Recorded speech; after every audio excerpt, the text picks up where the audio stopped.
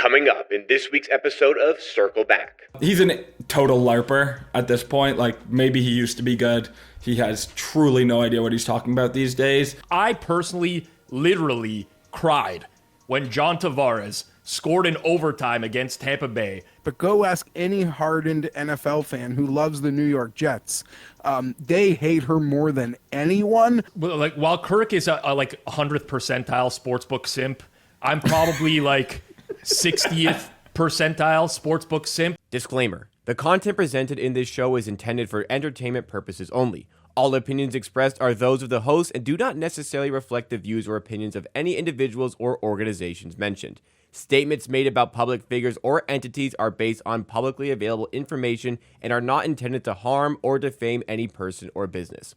This show relies on fair use of social media posts, which are presented in good faith for the purpose of commentary and criticism. Viewers and listeners are advised to form their own opinions.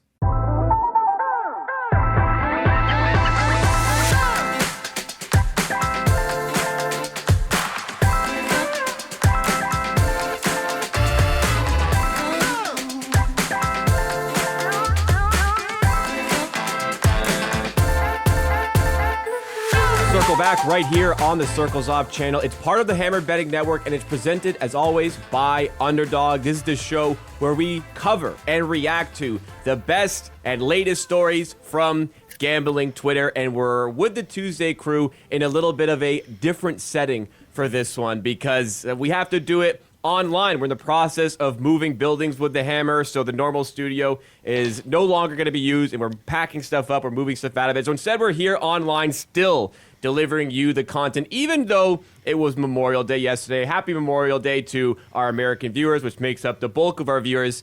Kind of sucks to be back at work after a long weekend, but hopefully this show does brighten your day up a little bit. We've got Rob Pizzola in the top right corner. We've got Geoff Fienberg underneath me. We've got Kirk Evans in the bottom right. The normal crew with myself, Jacob. I am your producer on the show.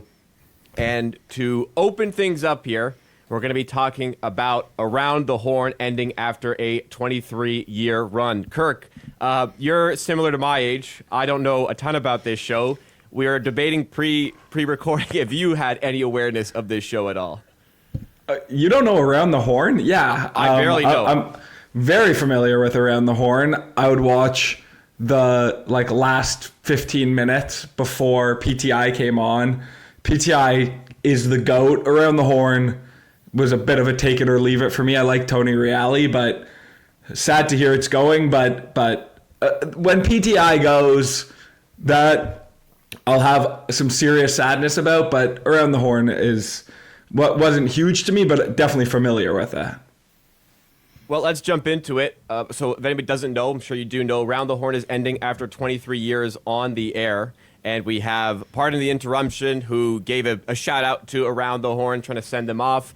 We had a lot of people upset about Around the Horn ending. We had the r/Bill Simmons podcast Twitter account saying rip to all our childhood shows, except Pardon the Interruption, showcasing a bunch of shows that have also ended alongside Around the Horn. We've got one of the panelists on Around the Horn. Is it Tom Collishaw? Is that how you say it? Collishaw. Yeah. Who with some pointed words towards ESPN, basically taking a jab at them for more so going with former athletes rather than journalists for their content these days. We had the host who talked about the show, its amazing run. Other people, again, upset about the show ending. But ultimately, how much did this show mean to you, Rob? Like, how upset are you about this show coming to an end? So I will say, this is very nostalgic for me because Around the Horn really hit hard for me in my childhood. Like, this was appointment viewing for me growing up. Like, for a while, you're young. Right after school, I'm watching Goosebumps. And then right after school, I'm watching Family Matters and Full House. And then you reach a point in your life where it's right after school, you throw on Around the Horn, followed by PTI. Boom. Like, you suddenly care way too much about, Barry Bonds on base percentage, whatever the hell they were talking about. But that was my childhood. I've watched thousands of hours of this show over the years. It still drives me insane that the scoring system was just Tony Reale handing out random points all over the place. How did they never incorporate any kind of fan voting? Was the show not live? Was it too risky to give the audience any control? Or I don't know. That always bothered me. But that said, I'll be honest, it did lose a lot of momentum over the years. I don't even think that's a hot take. Media has changed. Attention spans for people are way shorter. You've got to innovate constantly, or you end up being like a show that people put on in the background while they're doing the dishes, right? Like that format of 4 journalists yelling over each other about who's more outraged by an MVP vote, that just doesn't hit the same way in 2025 as it did in 2015. And I realize the irony in that, by the way, as you watch and listen to this show where we have a bunch of guys yelling over each other. But as a sports bettor now, I've personally found myself caring way less about the opinions of journalists. And I know that sounds harsh, but if I'm listening to someone talk sports, I want to know that they can beat a market, that they have skin in the game. Like the days of, here's my take because I watched the game and I feel strongly about this, that doesn't do it for me anymore. And other people might feel differently, but for me, that's just nothing. Still, I'm not going to lie, seeing it go was a little bit sad. Around the Horn was a piece of media history. It made stars out of some of these writers. It gave ESPN a totally new format. For a long time, it worked, even though I hated the scoring system. But at the end of the day, I think it was time. It was a hell of a run, and it's time to move on at this point. So I don't really have a lot of strong opinions on this, but Geoff, you're kind of the same age as Rob. Are you sad to see this one go? No, but like I don't know if the show was good. I'm sure it was fine. I'm sure it's pretty much the same show that it used to be. I think Tony Reali is an incredible host. Like I think he will do something maybe even more like mainstream. I think that's how good of a host he is. Like the sort of host that like our moms and grandmothers, wives and sisters wouldn't mind. Like I think he's a great host, so I'm not worried about his future in TV. I haven't watched the show in maybe 10, 12 years, but that just speaks to, what has changed in sports. I get why Rob doesn't care about a beat reporter as it might pertain to like a bet or like a daily, line on like a bet on that night's game. But I still think the guys who are around the team when like shit's going down with the team or there's controversy around the team and those guys have relationships, shit's hitting the fan inside the organization. Like that's when like those beat reporters matter. I agree. Like, you just have all the data now to tell you what you need to know about, who's playing well, who isn't. The show's taken a lot of backlash for like, people victory lapping that it's being canceled because it's like too woke. I'm not culture warrior Fienberg, but I might surprise you on this. Like, it's sort of like, we do a show and, there are some topics or I'll have opinion on topics that like people hate, like probably despise, and then they'll hate me for it. And then maybe once in a while I have an opinion that they really like and a lot of opinions that, that people are give or take on. They did so many shows. They did so many topics. If they like address like, woke issues like a handful of times, I'm sure maybe it felt like a lot. Like clearly the cast got more diverse. Yeah, for sure. I'm not saying that as a bad thing. I'm sure when it's first started, it was probably 4 white guys. Now it's, like everyone's involved. But shout out to the GOAT. And he probably left because he said ridiculous things and ESPN couldn't bring him back. But Mariotti was the GOAT of that shit. Yeah. He was the GOAT. He was like 1.0 around the horn. I think he ruffled a lot of feathers. He was crazy. I don't know in like a Whitlock sort of crazy way, but he was crazy. Yeah, Reality's the man. I'm not going to miss it, but I didn't watch it. Yeah, I totally agree. Reality, like, you could see Reality being like in like Strahan's role, where like on like one of those actual major networks. But I agree with Kalishaw. I think the show's being replaced. Like, I don't care that much that Around the Horn is gone. I probably haven't watched an episode in like 7-8 years. But the fact that they're replacing it with these like the former players, to me, I guess obviously they hit a wide audience, but to me are just unwatchable. The only one that I really think is good is Jeff Teague's podcast because he's hilarious. Every other athlete show to me is absolute garbage, and I'd much rather Around the Horn stick around than, have like Shannon Sharp scream at Skip Bayless. Yeah, well, I think I like this is hot take culture nowadays, right? Like that's what's required because they need to cut these shows up into snippets just like we do and post them to social, and like that's how you're generating traction. I think at the end of the day, if you're in sports media now, it's just important to maintain a good balance, right? Like there's a spot for journalists, there's a spot for athletes, there's a spot for, random host who like does. I think all of that matters in some capacity. It's about finding the right balance of those people at the end of the day. But ultimately, yeah, I occasionally would have Around the Horn on my TV while I'm working. It hasn't been appointment viewing for me in at least a decade.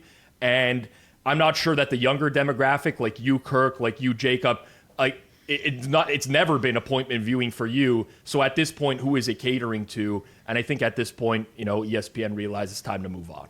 That shit was revolutionary at a time. Oh yeah.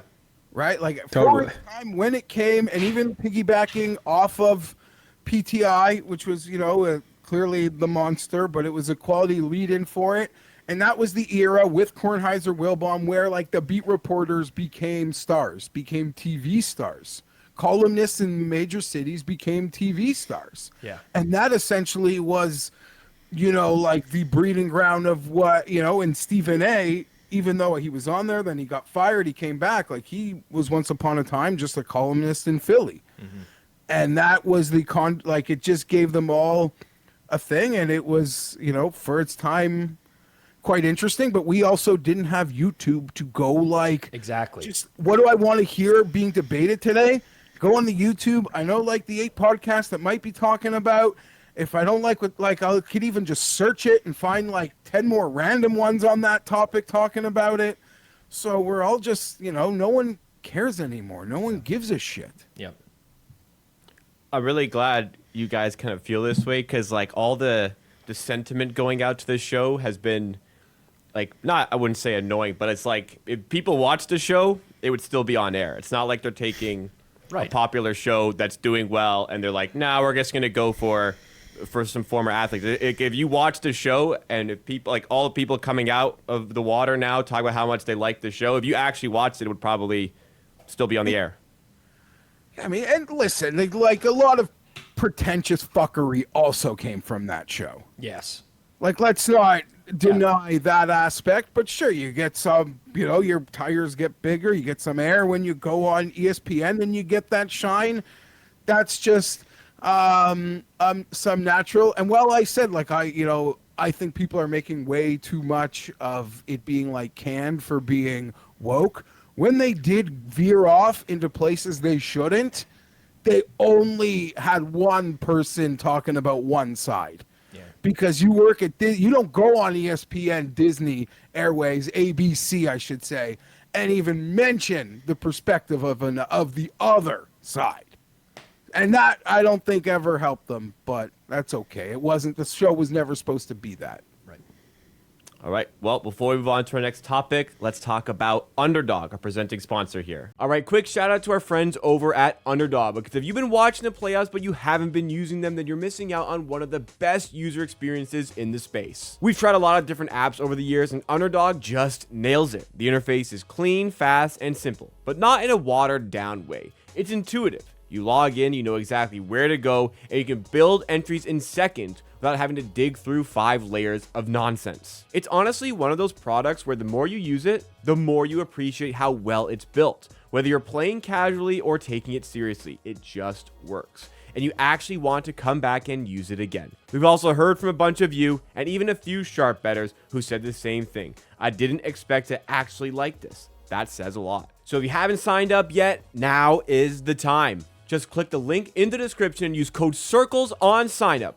And that'll get you up to $1,000 in bonus credit as a new customer. Again, that is promo code CIRCLES, right with the link below. Check it out and let us know what you think. We're betting you'll be impressed. Next topic stems from a conversation brought up by Bill Krackomberger online, somebody who is a bit of a seasoned veteran, I'd say, in the sports betting space. He's been a guest on the Circles Off podcast, one of the Thursday episodes pretty recently as well, but caused an absolute stir when he had this to say.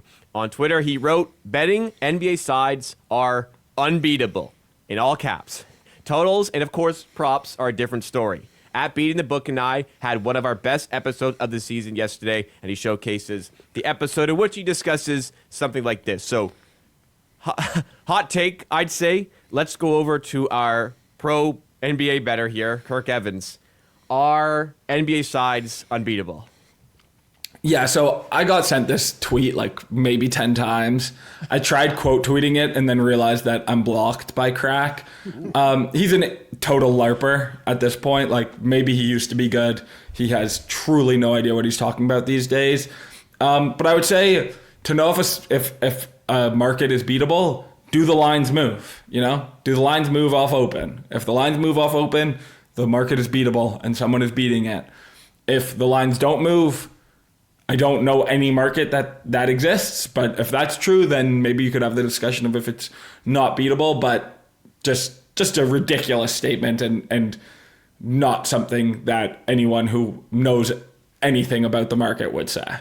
Yeah. I don't feel the same way about Crack. Obviously, a lot of people don't like the touting stuff. I'm sure if he worked for a sportsbook instead of being a tout, Kirk would love him because he's the sportsbook sympathizer of the bunch here.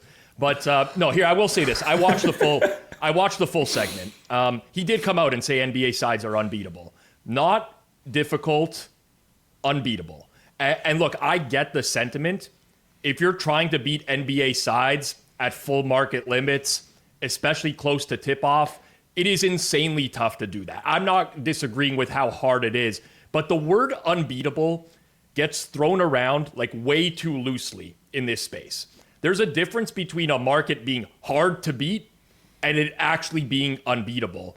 NBA is not my bread and butter like it is for Kirk, but I can absolutely relate when it comes to NHL sides. Like NHL sides at full limits, they are brutal. I know very few people who are successful in that lane. I wouldn't even list myself in that category anymore. But even still, I'd never say nobody can win because clearly someone is winning.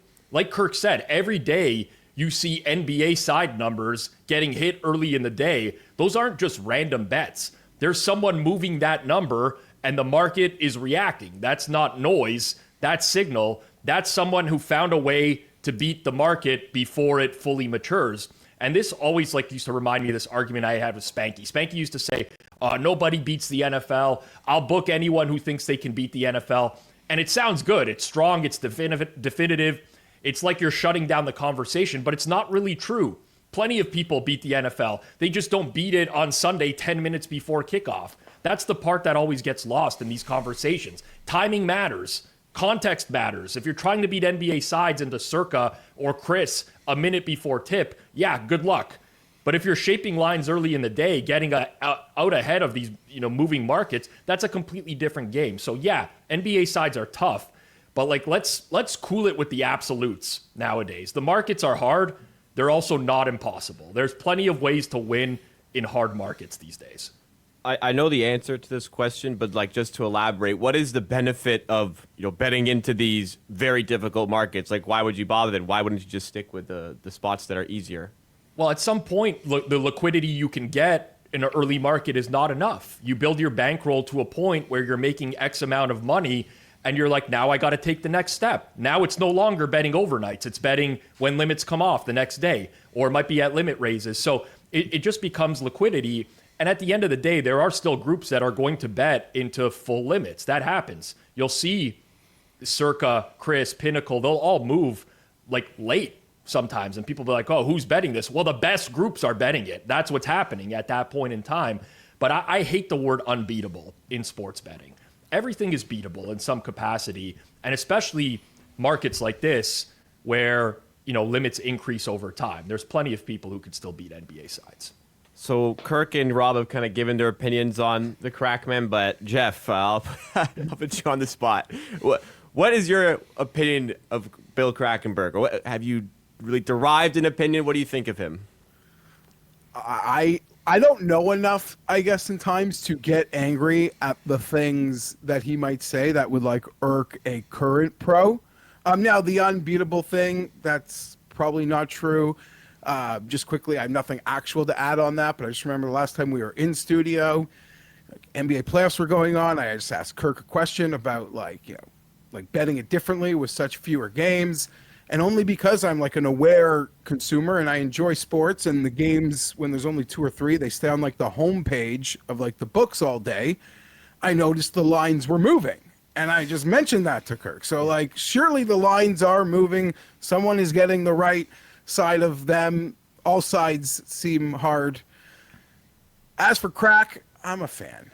But like, I don't know enough maybe to get angry when he, over exaggerates or, says something that would bother the true pro. But it's a jolly fat guy,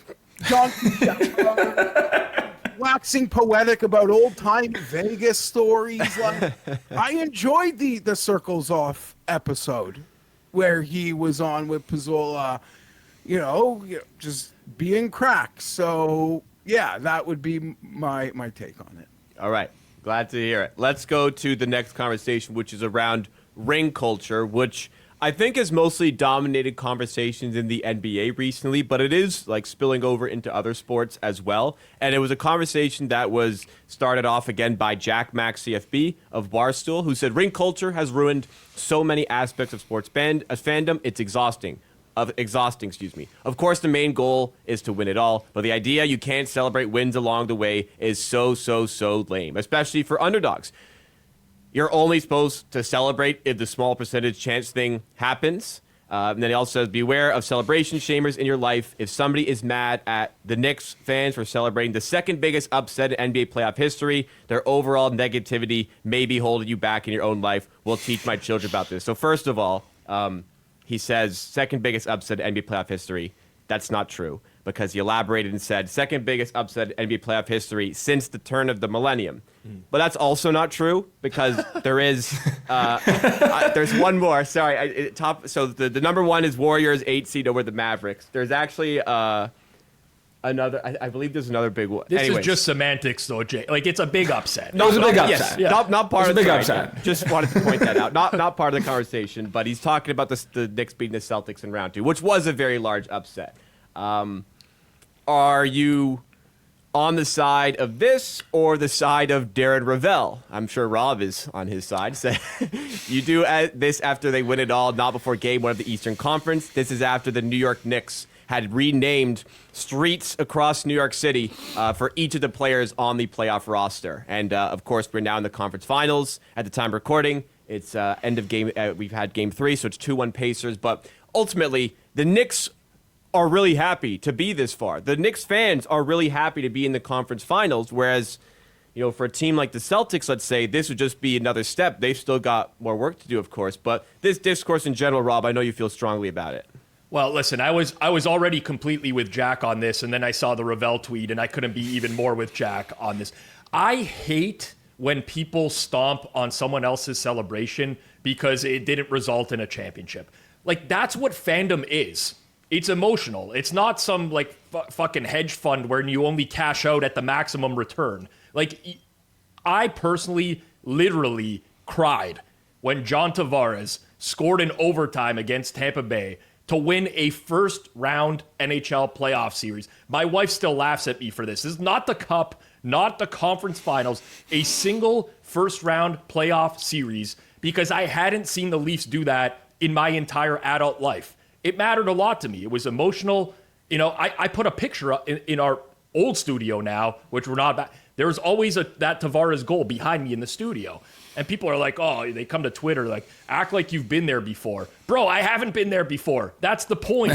Like, people treat sports like it's some binary thing. Either you win it all or nothing matters. I think that mindset absolutely fucking sucks. Like, most fan bases don't win titles. That's just the math of how leagues work. So what? Like, are we all supposed to sit in silence until, like, the parade floats through the city? Fucking no. I get that there's a line. Like, if the Lakers hang a banner for winning a play-in game, yeah, that's weird if people are going nuts for that. Context matters.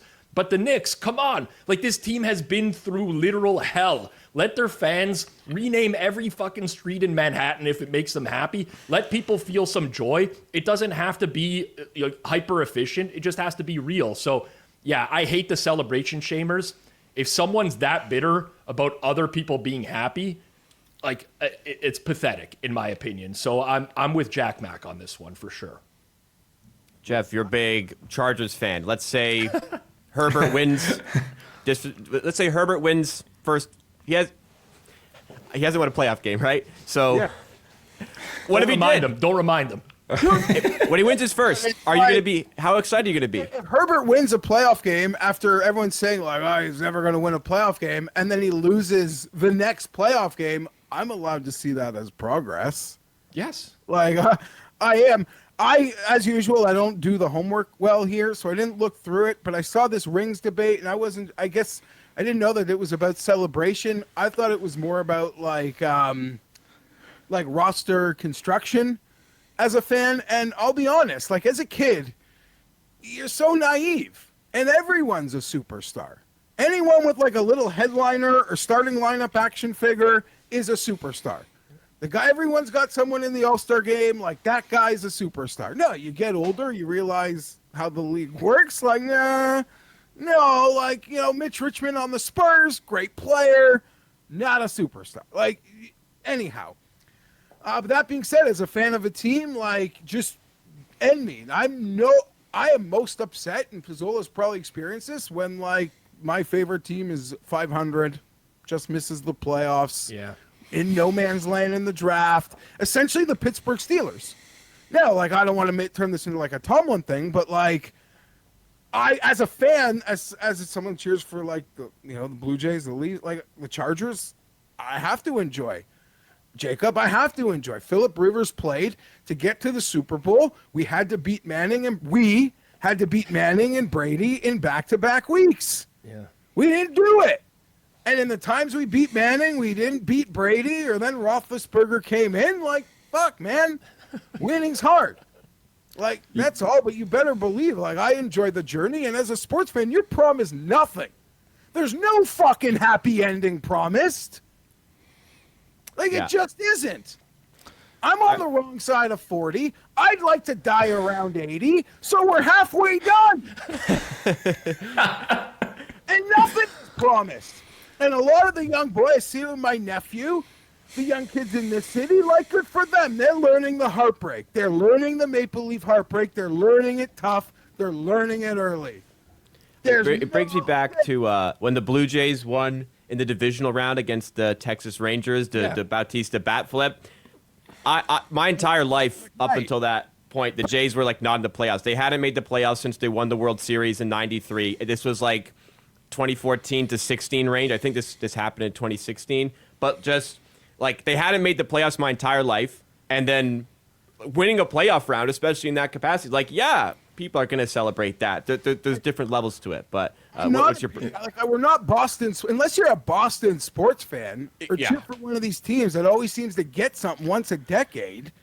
Like, it's it. We're all in this. We're all in this pain of fandom, but we're always back again. There's always next year. I don't know. Fuck ring. The teams you cheer for win 1 or 2 rings. You're shoving it back down people's throats too. Don't forget it. Right. I agree with Geoff that, like, I really don't cheer. Like, the Raptors right now is the worst team to be a fan of like, no path to a championship. Strongly disagree. And getting to be, like, whatever, maybe the 7 seed if you're lucky. Like, that ring culture to me, I don't dislike. Like, I don't mind wanting to build towards winning a championship, and I don't want my teams to build towards being a first round exit. Yes. But I think in life, typically anyone who like shits on people for being too like enthusiastic about something is just really lame. Like the Knicks, it's not like the Knicks won this series knowing they're going to lose the next one. They think they can still win the championship, and they're just really excited that they won the series. Like, that to me is totally fine and great. And I actually love watching New York when they're all losing their minds. I think it's fun. So yeah, I think in that sense, huge agree with Jack Mack. Like, you shouldn't be celebrating this much. Like, why? Who cares? They're having fun. It's a good thing. And just like how, a lot of bets, we'll bring it right back to betting. For you guys, the profit is you pro bettors. There's got to be enough squares, idiots in the marketplace to get it, Well, guess what? for all you Patriots fans or blue blood organizations, the league doesn't exist without the goddamn minnows of the Chargers. And teams like that to allow you to have your league and beat up on and be your champion and have your great comeback victories over. Like, we're all part of, like, the ecosystem of your rings, you put it in our face, but we are the lifeblood of your ability to do that. So let us have our moments when they do happen. I do think the subway signs are a little obnoxious, but it's the conference final and it's the goddamn Knicks. Exactly. You got to understand the path of the franchise. Like, this is what fandom is about. Like, there will be people that go through life cheering for a team that will never win a championship. What are they supposed to do? Never celebrate a win? Like, it's insane behavior. Like, sure, for some people that, like, if you're a Boston sports fan, you've seen the Patriots, the Celtics, the Bruins, like, and you've had all these championships in a short period of time, sure, you might laugh at the other markets who are like, oh, yeah, you won like a couple series, you're going nuts. But they haven't experienced this. So what is the point of fandom if you cannot celebrate the wins, even if they are little wins, right? This happens in soccer markets all the time as well. It's like, well, you only won like, the Copa del Rey or it's the Europa League, not the Champions League. It's who cares? You won a trophy. Like, celebrate the trophy. Who gives a shit what it is? It's a trophy that you can win and celebrate. I can't stand the people who are like, that shit on that type of stuff. Like, let people enjoy their life. It's an exciting time to be a Knicks fan. Let them have their excitement. Your favorite football team's going to win 2 playoff games and then lose in a conference final. And Chief fan is going to shit on you for, like, enjoying the second round. Yeah.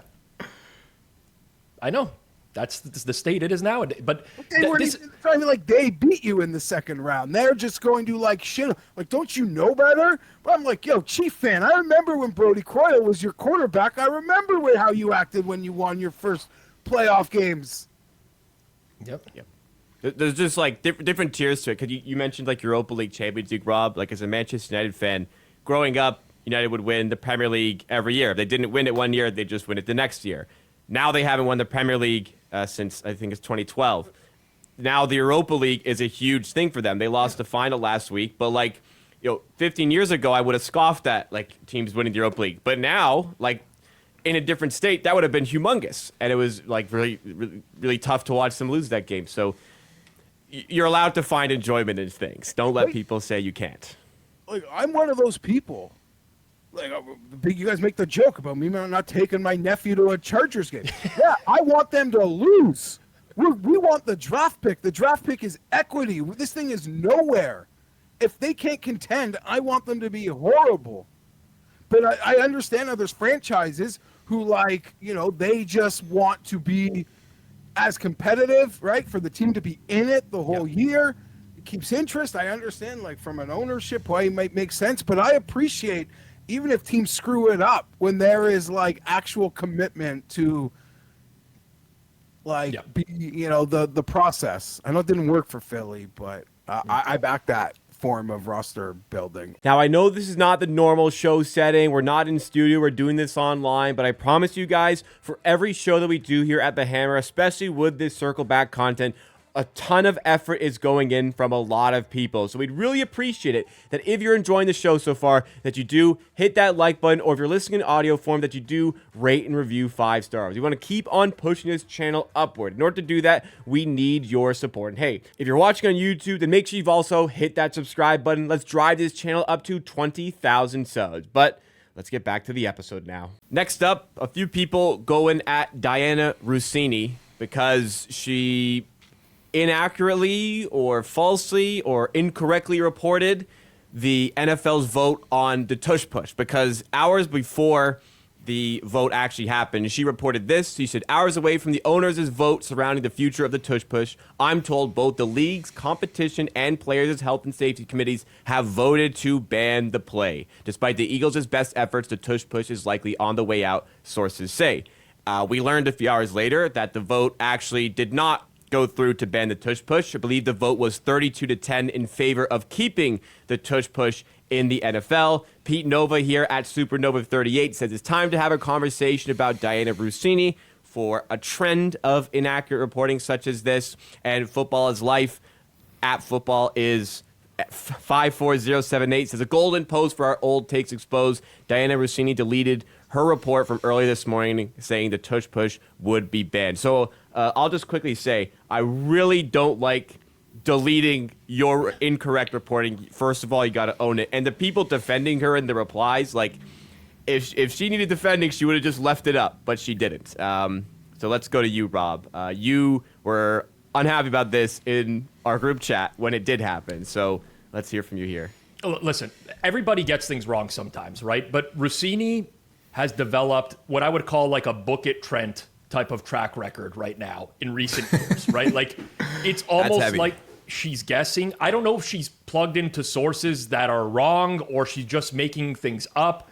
But this is starting to feel like less and less like journalism and more like improv. And she works for the New York Times, right? Like what happened to journalistic integrity?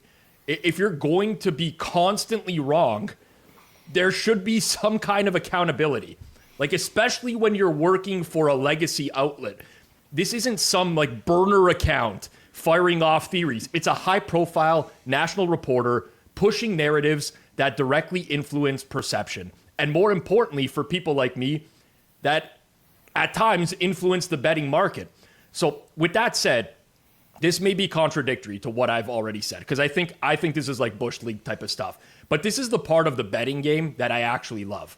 Like the sport within the sport. In the NFL especially, it's all about figuring out which reporters are legit, who's just passing along some spin from an agent, who's speculating, who actually knows what the hell they're talking about. Because nowadays, the market reacts to everything. You see a Schefter tweet, and the line's going to move like a half point instantly. Prop markets move. Honestly, I find that frustrating, but I also kind of find it fun at times. It's noise, but there's actionable noise as well. And to me, that creates an opportunity in the market. You look at we just passed the NFL draft, right? And parsing all this information in real time and figuring out who's got good reporting, who doesn't, that creates opportunity. So I hate when beat reporters are wrong. It just like frustrates me as a person. But in the world of betting, I think it's kind of part of the puzzle, and it's not necessarily a problem of itself. So I have like very conflicting viewpoints on this. If I was just an average fan, it's so annoying when you read stuff like that and it turns out to be incorrect. But Russini, sadly, for a very long time now, has been horrible. Like, this isn't the first time this has happened. There is a long track record of her just being dead wrong in a lot of instances. How do you guys feel about Dianna Russini? What's your experiences with her NFL reporting?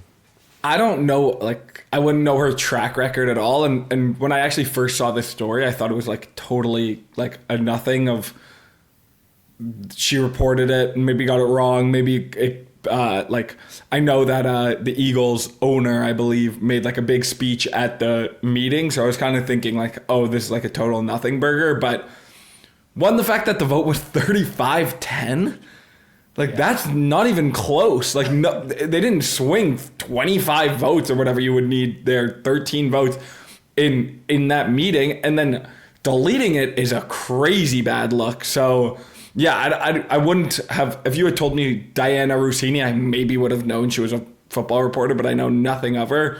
But deleting it is really bad. So yeah, that's a bad look. What about you, Geoff?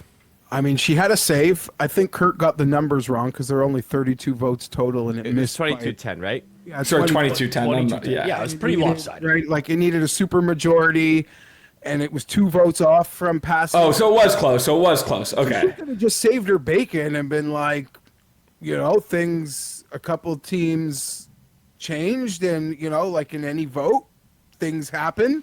People go into the ballot box and sometimes do something different than you could tell. Like that, there's just like an out there. To Rob's point, well, yes, the New York Times owns the Athletic, so she can wear the New York Times label, but, you know, calling her New York Times. Where her free pass, though, has come from, friends, is that a lot of her inaccuracies have involved the New York Jets. but she simultaneously gets saved by the fact that Jets are a freak show. And there's a lot of like shit show aspects that go on there. So when the things go wrong and there's misses, it's like it all just comes back to, oh, the Jets, they're a mess. If she was doing this with a team that was less inclined to be an organizational shit show, there would be so much more backlash. But go ask any hardened NFL fan who loves the New York Jets. They hate her more than anyone, but they feel like they're drowning and no one hears them because we just look at Jets fans as like who cares if someone got a Jet story wrong? All we know is something is so rotten in your organization. Like, we don't care about the semantics of it that you're upset about. Yeah, I think with a lot of, like, every league has different levels of reporting. And you have people that you know are truly reliable. They put something out there, you know with certainty or near certainty that it's right? Funny enough, before this even happened, like we have a Forward Progress group chat on Telegram with all of our guys. When Russini posted this, it was posted in our group chat. I'm pretty sure it might have actually been another group chat now that I think about it. But somebody said before it even happened, like, looks like the tush push will be back next year, like as a joke. Because that's the amount of credibility that they have in the space nowadays. So it's really not surprising, but it is kind of sad that we've gotten to this point. Like, journalism used to mean something. There used to be some sort of integrity there. Now agents are paying off report. Like, there's so much shit that's going on in the space nowadays. And it's like the fake news era. But as long as you're able to parse it, at least as a sports bettor, again, just trying to tie it back to sports betting, I think it does create opportunity for you because you will see, like, literally, I mean, the perfect example was the one that we covered on Circle Back, one of the earlier episodes of Spanky's Trader, you know, making up a fake college football news story that got picked up, right? And listen, I still don't quite understand that story. There's a lot of pieces that don't fit together there. But the idea that somebody could just tweet something that would move a market, that's the day and age that we live in, with like people reacting instantaneously. And I think if you have a knowledge base of who's right, who's wrong, who's been reliable, that can really serve you well in sports betting nowadays. For that reason, selfishly, it kind of works in my favor a lot of times. But she gets a lot of free passes, and I'll call it out for what it is. Like, she's the highest ranking female insider in the NFL. Yep. I don't even know that there's a close second. I wouldn't put the sideline reporter females in that group, but in terms of like an insider, a newsbreaker, she is so far ahead, and it's given her an advantage. I'm an athletic subscriber, so I see a lot of her stuff, and I'm obsessed with NFL minutia, so I read a lot of the articles, and, you know, she is always speaking to ownership. At least that's how she portrays it, right, all over the league. And listen, when a lot of these, when you're an owner and it's like, the feet, like, I don't know. Well, sure, I'll talk to the female reporter. I don't know. I think she gets a lot of leg ups. So I'm not saying she's didn't earn it by working hard, but I think she has a lot of advantages, and it's a shame that she is just burning a lot of equity, or she's wrong more than anybody. But go see what happens to Rappaport's Menchie's or Schefter when they step out of line just a little bit out of line. What happens to Shefty? But Rap Sheet's in that same category now. For those who follow it, like, I would never willingly move to make a bet based off of an Ian Rappaport tweet. It just wouldn't happen. The guy is wrong, like, so often nowadays. So that's like another good example. But I don't know. It's just a different era now, and maybe. Because Geoff, we used to produce radio, right? And I don't remember, like, a time more than a decade ago where there was a lot of false information out there. Like, we could trust back in the day, I mean, I sound like a boomer, but we could trust that if a reporter put something out there, it was very, very likely that it was going to be correct and real. We used to book shows around that stuff. Nowadays, it's like wild, wild west, basically. You say whatever you want on the internet. There's no accountability for anything.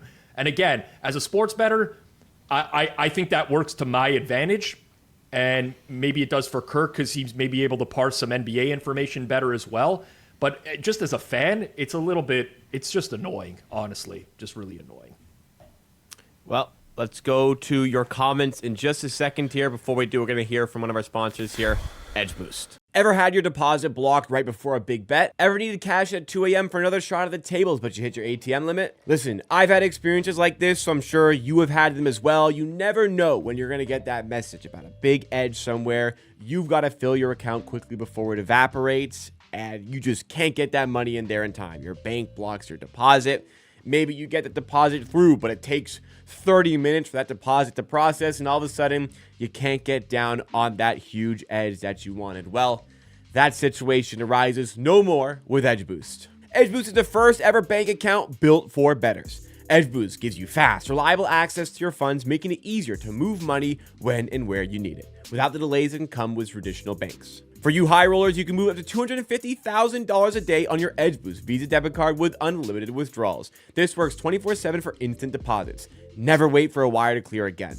It gets better. Every time you deposit into qualified gambling accounts, you earn cash back rewards up to 0.5%. All this for no usage fees and no minimum balance. Edge Boost is a debit account that makes it easy to get started with no credit checks, no minimum balance, and no usage fees. Simply verify your identity and you're ready to go. Finally, Edge Boost is a suite of responsible gambling tools to help you manage your bankroll and make informed decisions. What are you waiting for? Go to www.edgeboost.bet. That's www.edgeboost.bet, or just go to the link in the description and sign up to Edge Boost today. First comment comes from @JimInTheCountry3849. This is a tough one, Geoff. It says, Nadu is right. GRP is way played out. Guy is a clown. Stop giving him attention. Geoff, you feel strongly about the GRP contest. Let's hear your reply.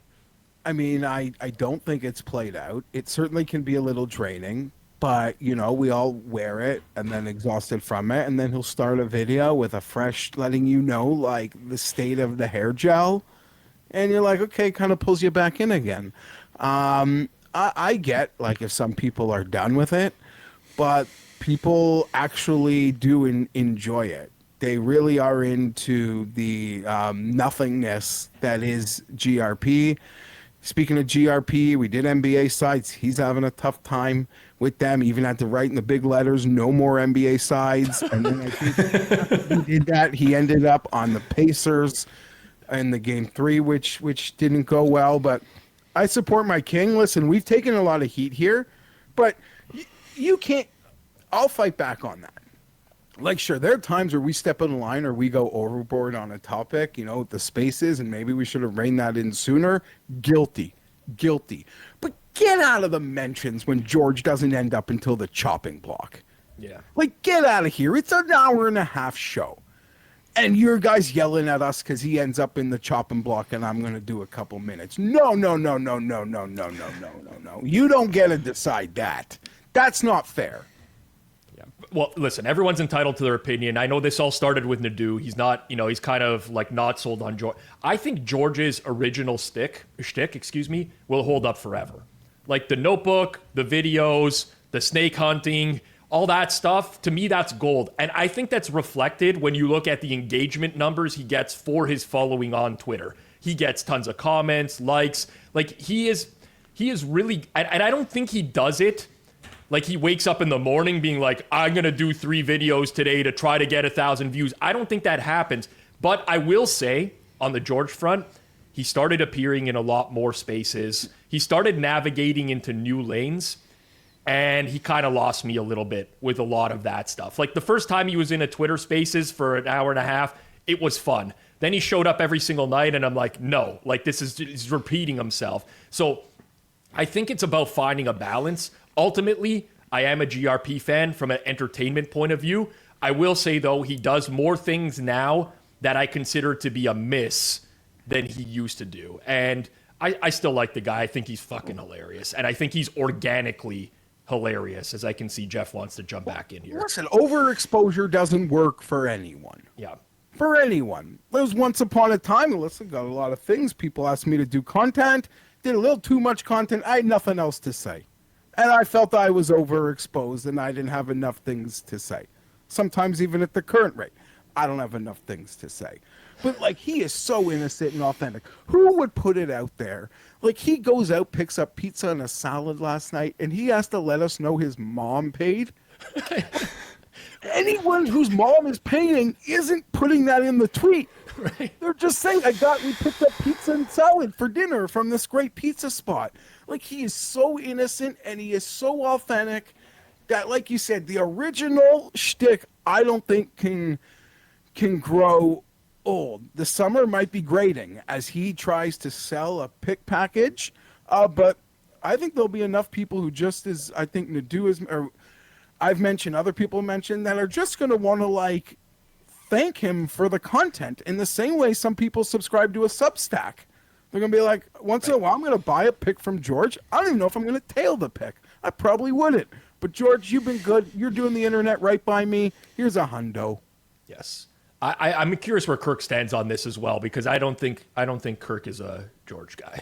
Yeah, so I have him muted on Twitter, so I don't get very much George content. I actually kind of like where I'm at with George now. I get to see the best stuff on this show, and hear Geoff analyze it.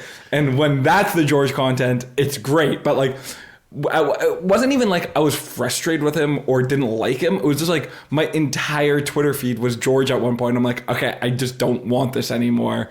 So I muted him, and I think it was the right decision. But I'm not like ever,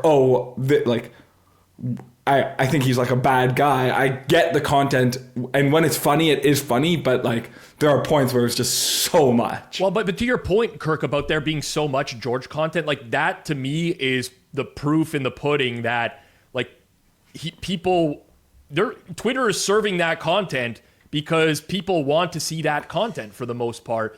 He's definitely polarizing. Listen, at the end of the day, no one's going to agree on everyone, whether they like them or hate. It comes down to different personality.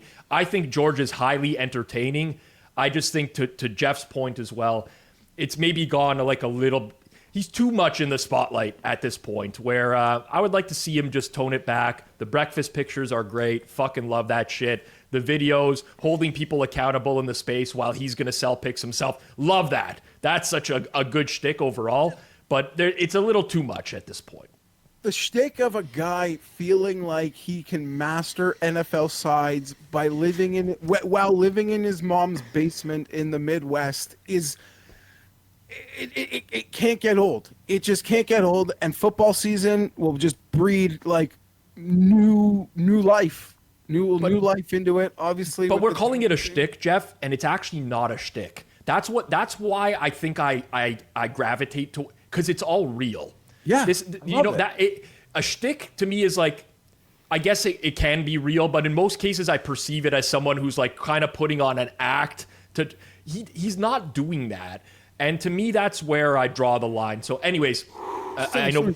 I didn't mean shtick, then just like that character arc. Yes. Of a grown man in the Midwest thinking he dominates NFL sides when you could bet like hundreds of thousands on these sides and truly show your expertise if you are... Yeah, maybe there'll be a point where he gets old. For me, it's happened for others. I'm not there yet, but I might be the last to notice. Next comment comes from Tommy David Verbal, who says, Pizzola said it for me, but Kirk does sound like a sportsbook sympathizer. And you also said that today, Rob, on the show. So, Kirk, how do you respond? Yeah, it's just a ridiculous statement. I think people mistake sympathizer with realist. I understand. It's not that I think these sports books are like incredible companies that I like. I would say I'm pretty anti-sports book generally, but I also understand, like, no one's saying, you know what, Walmart should just decrease all their prices and not care about profits. Like, I understand that they're a business operation with a goal to make profits. If you want to complain about it, complain about the regulation. But again, these sports books are there to make money, and that's what they are. And all they really do is prey on addicts. So like these companies that entire goal is to wipe out people's net worth don't care about the fairness of you being limited on a $7 prop. Like, it's not shocking to me. Yes. Well, like, while Kirk is a like 100th percentile sportsbook simp, I'm probably like 60th percentile sportsbook simp. I tend to gravitate towards that side. But I think with me and Kirk, because we've been in the game and like we're doing this for our livelihood, you just come to, at least in my, my own personal position, you just come to accept like a lot of the state of the industry as part of the game. Like it's part of the game. You're going to get limited. And if I take a step back, I do kind of think it's unfair to the players. But again, to Kirk's point, it's like they're operating in an environment where they're allowed to do this. Of course, they're going to do it, right? Like, I think the beef should be with the regulators in a lot of instances. But no, definitely Kirk goes way overboard with the simping. There's no doubt about it. He's never been on a not sportsbook side. I think Rob is leaning into this take so much because he wants me to be the sportsbook sympathizer, so like he doesn't have that reputation as well. But no, I just I don't know. It just doesn't really make sense to me. I feel like people put sportsbooks in this bucket of like no one really looks at other companies with the same lens. Like again, and then also no one ever talks about, okay, like universal limits, let's say. What would happen? Would there be way less offerings? Would these companies make way less money? Would then like the universal limits be really small? Like it's just, I don't know. I just think that people feel this weird, like they're owed something from these sports books, and I just don't view it that way. And also, again, if you want to bet, like most of these people complaining are odds jammers who are, seeing a notification on a screen and arbing or seeing, plus 3% value. There are places that will take your money, just come bet at Pin, bet at Chris, bet at exchanges. Like if you can bet there, and you can bet a lot of money there, so do it. I don't like that. There's a sports book. I just realized I thought I was bad. Nope. I can make any $17 parlay I want. I want an outright golfer at 60 to 1. I can find anyone to parlay him with. $17. We're in. Yeah, I get it. I just think you guys also have, I said this before, and I'm probably in like a hyper niche, like minority of like aware consumer with access to smarter bettors, but maybe not playing like the professional stakes of a pro bettor. So that puts me in a bit of a rabbit hole, and that's fine. But you guys get limited, and you have this whole, I don't want to speak out of turn and you get mad at me, but you have an infrastructure of beards. Like you have a whole system of it. I have to publicly deny that. I'm sorry. Yeah, that's fine. Publicly on the record of denying. Yeah, I expect you to. You should deny it.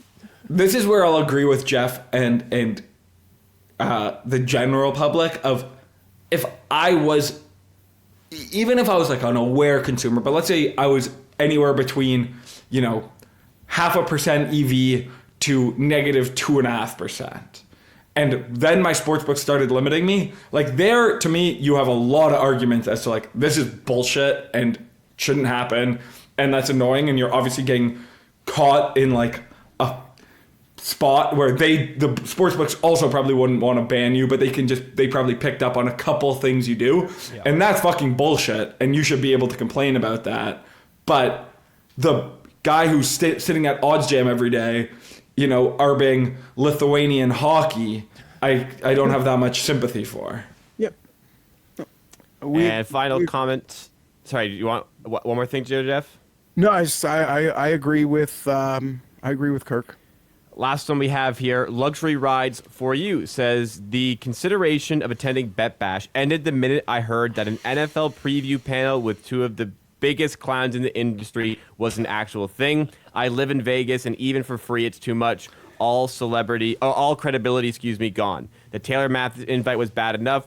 This is shark jumping. Rob, what is the cast in question here? What are people upset about? Yeah, so I don't know if this has been confirmed or it's just a rumor that was brought up, but it's Zilbert and GRP doing an NFL panel, I thought. I think it is confirmed. Like Spanky said it on a space. Didn't seem to be joking. I don't know. Listen, I get it in terms of like the credibility of the event. I understand why someone from the outside looking in might see that. There's going to be like 5 other panels running at the same time that are going to be important to sports bettors in some capacity. Like, I don't know. I think it's just an extreme. And also, like, people are going to go watch that. I don't know what, in this day and age, I think that having that type of event at Bet Bash will draw more people than it will deter. And I think that's ultimately what it comes down to. But listen, I get the perspective, but I get it.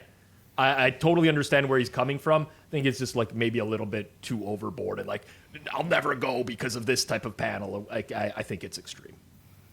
Listen, it's a bit of he's advertising. It's like a cherry on top. It's not the thing. It's like a bit of a car crash that is literally attached to probably an open bar where no one in the room is taking it seriously. If you can't read through what it is, then that's probably on you. That being said, I did mention to you, Rob, that I thought Spanky maybe like did some things that might alienate the hardcores over the last few months. But it seems like he's realized that, and like you don't see him like without like any more of that stuff, at least on the spaces. That's probably smart for Spanky. But Bet Bash, like anything else, the thing about it is I'm not going. I don't think it's for me. I do think one year I will get out there, but everyone that I know that goes or is going back. And it's like a restaurant. Like if you think the restaurant sucked or the food sucked or it wasn't worth it, had the value algorithm said hell no, you don't go back. Yeah. Like there's no, like this is no different. Yeah. So everyone I know who goes is going back, and I don't know of a bigger like compliment to something. Well said. Let's move to our next topic then, jumping back into the topics here. And this post by VSiN, just an innocent post, caused a huge storm. So VSiN Live, they had Derek Stevens and Geoff Benson of Circa, Mike Pizzola of Circa, on a panel here to discuss the prize pool for Circa Million, which is the same as 6 million, and Circa Survivor, which goes from 10 million to 15 million. But one thing people notice about the photos, now I encourage you to go find these photos as well. Geoff Benson sitting in the middle looks awfully shorter than everyone else on the panel. It looks like mini-me. Williams, Look at this. He looks like he's 5'1", 93 pounds. He does look like a baby in this shot. He does remind me of Boss Baby with this shot here. Like just like Derek Stevens like towering over him. Like it looks like he's like Benson's at like his shoulders here. And Derek Stevens even talked about, he said, the world's largest football content announcement has been trumped by the same broken chair in the VSiN studio. It's been broken for 5 years, and shows another photo, which is not as egregious, of somebody in the middle chair who is a little bit shorter. But man, Benson here. Rob, you said for every 1,000 likes this tweet gets, I will make Geoff Benson 10% smaller in the photo. Let's see if we can get him down to Joey Knish's ROI 0. Rob, I'm sure you've met Benson. Is he short in person? He is. So Benson is small, but he's not that small, which makes the whole thing really funny. I do want to say, like, kind of buried in the announcement, as Steven said, right? Like, Circa, I think, deserves some pretty serious credit for what they've been able to do with these football contests. We're at a point now where no one is doing it like that. Year after year, they're trying to raise the bar. It's not just with guarantees and not just with prize pools, but like overall structure, adding new Survivor contests. Like the ambition is there.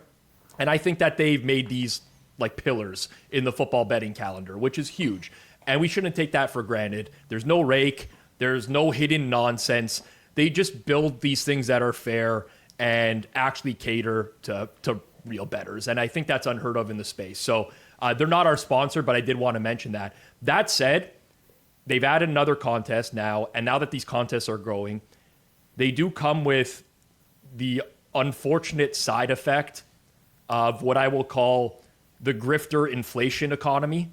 Like you finish 27th one time in the Circa Millions, and suddenly your Twitter bio is top 30 Circa Millions finisher. Congratulations. Now you can go sell a $250 picks package because you got hot in 1 November. I look at Fezzik, for example, right? For years, I thought he was a 2-time Super Contest champ Apparently, we're up to like 6 now. I don't know if we're counting like Yahoo leagues and basement poker games. I don't know what's being counted because Computer Bob is tracking him. He's down 52 units this season as of recording. At some point, the belt gets taken away, even though that picture of him holding a big check is going to remain on the website forever. So, that is the unfortunate side effect of all these contests.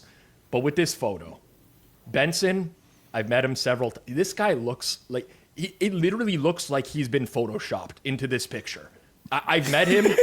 He's not that small. Like he is roughly, he's a skinny guy. I would guess he's 5'7", 5'8". They did him so dirty with that. Put Benson in the Derek Stevens chair. That way Derek and him are like the same height. Give the man some elevation, man. Like a booster seat, a fucking stack of losing pick sheets, something. Who was watching this and said, this is great. He's going to have to endure this forever now. And Benson is the type of guy that can handle a joke. But, I mean, if it were me, I would not be very happy about this picture circulating and being made fun of nonstop. This man was done extremely dirty. As if you would have put like John Levy in the broken chair at the score. Okay, yeah, the CEO probably doesn't get the. Why don't they have another chair? That's what I'm thinking. Why? Yeah, the guy owned Derek. I mean, Derek Stevens is the best. I was at Circa for my first time last year. I thought it was outstanding. I never even been to that part of Vegas before. I had a great time. And you see Derek throw the first pitch at the A's game last week? Oh, he fucking ripped a strike right down the middle. Right over the dish. Dude. Like Derek Stevens, top shelf, great guy. Also, he's not going in that little chair, but you'd think he would like throw an intern $200 and say, head to Staples. Like, just get something new here. That's all I got. I'm excited to join the contest again. My friends are buzzing. Other than that, I do like the argument, though, Rob. 100 entries into the other one might be more valuable than one for 100,000. Mm-hmm. Next topic. Yeah, I think. Oh, sorry. Go ahead. No, I think other than getting a new chair, I do agree with Rob that like the Circa one. It's cool to see as much as we go back to everyone saying I'm a sportsbook sympathizer. This is just like a sportsbook actually doing a really cool thing. And it like way elevating their brand, and it's really good for consumers as well. And Survivor specifically has like started to leak into not just like niche gambling circles. Like people know about Circa Survivor, so it's cool to see just like a sportsbook take a chance on something and it like be absolutely work out as better than I bet they could have possibly imagined. I think just the last point on the Benson stuff, Benson is very combative on Twitter, and I think he's earned the ability to do so because they offer a pretty fair product to people. But he's gone after people in spaces before, he's quote tweeted people before, and literally no one knows that this was like a broken small chair. They think this is a real picture of him. So everyone that he's gone after now has like free ammunition. Like Bo Wagner. Think about that. Bo Wagner tweeted about it, and I'm paraphrasing, but it was something along the lines of like, this is the guy that's been, like they have all this ammunition now, and he can never set the record straight. It's just, that's the shame in it. Yes. It's funny from the outside looking in. 100, like when I saw the picture, I might have had tears rolling down. Like it was so funny. But when you think about it from his perspective, it's kind of a shame. I do feel for him that now all these guys that he's been roasting for years. They're like, this is the fucking guy that was roasting us. He's like 4'10", 80 pounds. Like, it's just like. He's got to ask for a better chair. When he sees it, he's got to say, hey, man, I got to get something better than this. That's what he's got to do next. But you're not going to do that in front of your CEO. You're not going to say, fuck this, I'm not doing the segment on this little chair here. But just ask for a different chair or like, mention it on the show or something. I don't know. You can't just let that photo happen. Go take a couple pillows off a chair in the lobby. Yeah. Something. Maybe should have. Get that massage lady's pillow that they have out there floating around the Circa lobby. Yeah, I don't know. That's horrible collateral damage that he now has to, like, everyone gets a shot at him. That's not fair. Yeah. No. Hey, but life isn't fair, like you said. That's part of being a sports fan. Next topic here, we have a conversation about spaces in general. The spaces scene on Twitter has changed a lot. It's no longer dominated by just one individual, though still a prominent part of the spaces is Elf, who said Spaces war are at an all-time high. He had Omar on the show at Penny Pit Victim, who confronted Real Fat about how to handle the man of the library situation, which spoke about on the previous stream, which was once again, a man of the library owes somebody money. However many times that has happened. Seems like there will never be peace over the library situation, and talked about Omar potentially crossing the line. But other parts of the spaces, we have Adam at the NHL Better, who talked about bringing on Matthew Boyer5, who is apparently the bookie for Shohei Ohtani, who will be on the show. And the Adam and Earl spaces have been one that has been very dominant now, I think, on the Twitter Spaces scene. So we're moving into different directions. And then we have Pay the Vig here, who said, this week we learned Real Fat is having an absolute blast joining Spaces and getting attention. People trying to hold Manda Library accountable for past steps has his popularity at an all-time high. Now, before we go to the bomb that dropped after that, you mentioned it multiple times, Rob, but you think that with Manda Library's credibility potentially at an all-time low, popularity is at an all-time high, and you think that's exactly what he's looking for. 100%, and that's why I couldn't be more out on the drama in these spaces at this point.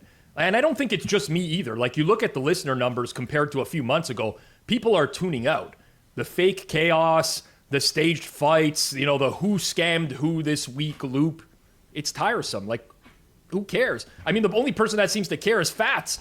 I mean, Fats is still out here. He's like the last guy at the party arguing with the DJ about the songs that they play. I like Fats. I really do. But his whole thing is like, these people are grifters looking for attention. And then what does he do? He gives them all the attention all day long. Like quote tweets, full threads. He's in all these spaces. At some point, you're just feeding the stray cats, hoping that they're going to go away. It's not going to happen. It's not going to happen. I'm even hesitant to say some of these names now because that's exactly what these people want. Like Omar, this guy made up completely fake rumors about me for months. Said I was getting sued. I'm under investigate. Whatever fantasy this guy cooked up in his basement, he's still DMing me a couple times a week, asking me to join his space. Like, bro, are you okay? Is this a cry for help? Like, I don't understand. These people are delusional. Let them argue in their echo chambers. Let them go back and forth with 100 people listening because most of the people in there are beyond help anyways. And I'm glad you pointed out that Adam and Earl show because credit where it's due. And I know that Spaces is not as popular as some of these others. Let's post their Twitter handles down in the description below, Jacob, because those guys deserve some respect. Their space actually tries. They bring in real guests. They have real sports betting conversations. I mean, having Shohei Ohtani's bookie on the show on Sunday night, that's a fucking great get. Like, I listened to half of it this morning. I'm only halfway through it. But the guy has legit stories. Like, that's what Spaces could be if people put effort into it. Instead, it's just, this guy owes this guy money. This guy's a deadbeat. Blah, blah, blah. I'm never talking to this guy again. And then they're on the Spaces together 2 nights later. Like, it's so fucking played out at this point. I actually can't stand. And, listen, I will take some accountability for talking about this a lot in the early going, but I did not see this as the eventual direction. I really did not see this as like 10 grifters all arguing with each other, joining each other's spaces every day, trying to produce content. I think it's fucking lame. I think it's sad. It's worse than that. A lot of these people who are even like spend time regularly on these panels, it was charming, I think, at first, but then you like them for some funny jokes you say, but then you start following them on Twitter and you realize, holy shit, everyone involved here are some of the most vile people. Yeah. Like repugnant people. Yeah. Like they lose a bet.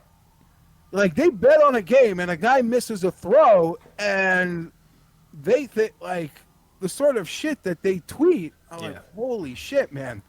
So much for those one-liners. But it's literally, it's a whole flock of them. I ended up in that something yesterday. Walking the dog, I heard Omar losing his mind at some like 68-year-old Scottish woman for wanting his clout. It was unhinged. I got to admit, like, I was hooked for a bit. But it was crazy, and it's not just the people running it, because they seem like horrible people. It's the people who, like, are regularly wanting to take part in it. The more you're exposed to these people, you're like, holy shit, this is just a flock of vile people. And yeah, one guy's getting Otani's bookie, the other guy's reaching out to Mo Khan. And that's where we are here. So credit to Adam and Earl. Yeah, and honestly, credit to Geoff. He called it. He said someone's going to come up and have a competing space, and if it's not quite as big as Elf's, but it's just kind of normal and calm, and like there are characters, but it's not like so over the top, and people like it, and it's good. I like being in there. I'm not in there all that much. Sometimes I go in and I'm like, I'm not interested at all in this topic, but sometimes, when it's Flop and Brett and people actually talking, like I was in there on the first day of the WNBA season and people were just talking, and like a few like legit ball knowers came in, and like that's the shit I love. So yeah, like I think it gives me a little more hope and humanity that at least not everyone loves the just pure mayhem, craziness, fake kind of bullshit. Yeah. I'd like the mayhem, but it's got to be, there also has to be some level of substance behind it to a certain extent. And the other ones are off the rails. And I don't even think it was his own show, but I heard, like, I was on someone else's show, but Elf was on there, and he was like being pretty forthright that like he kind of got. Like he had an Airbnb that cost him a fortune. He promised 2 fights to sponsors to a good sponsor that didn't happen, and they kind of like bailed on him. And now he is like to sponsor an Elf Spaces now compared to even a month ago. Like you could fart it. Yeah, but Geoff, like, there's on my end. Listen, I met Elf in person, right? I had a great time with him in Boston. I thought, we had some very real conversations. He fit in with the crowd, and for a while, I was somewhat sympathetic towards him for those reasons. But now I look back on it, and it's like, what the fuck do you expect? Like, you're building content around Sean Perry, Man of the Library, J.W. Lucas, like.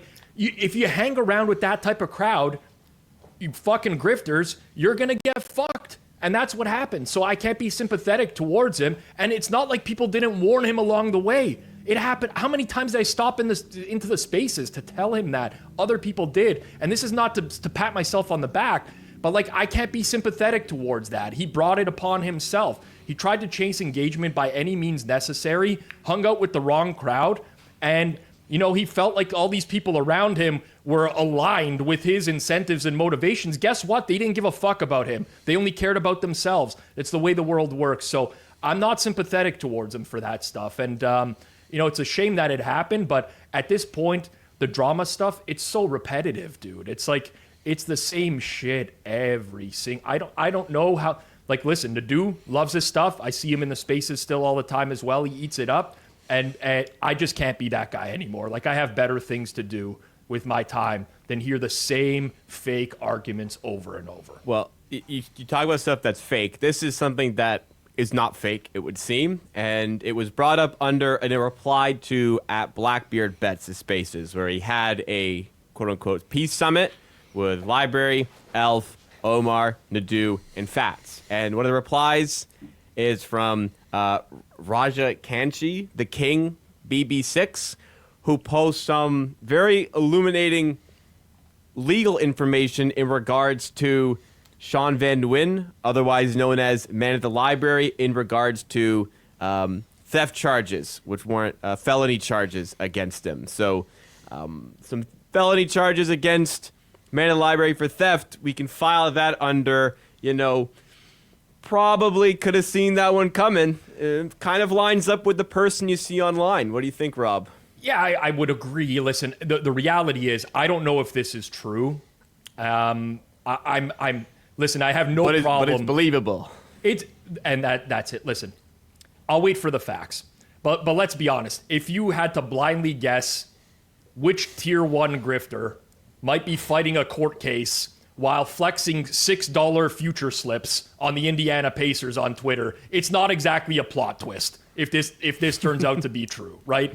And I don't want to go deeper into that because at the end of the day, you can throw out lots of accusations about people nowadays. Maybe it's not him or whatever, but it doesn't change my stance on Library as a person. I think he's just the ultimate grifter, has been since he came into the space, and I tried to preach it. I will continue to try to preach it very subtly, though, because I don't want to give him that much attention. So, yeah, not a plot twist. I will say that. Yep. All right. It was Go as ahead. shocking as finding out, Albert had a stalking charge.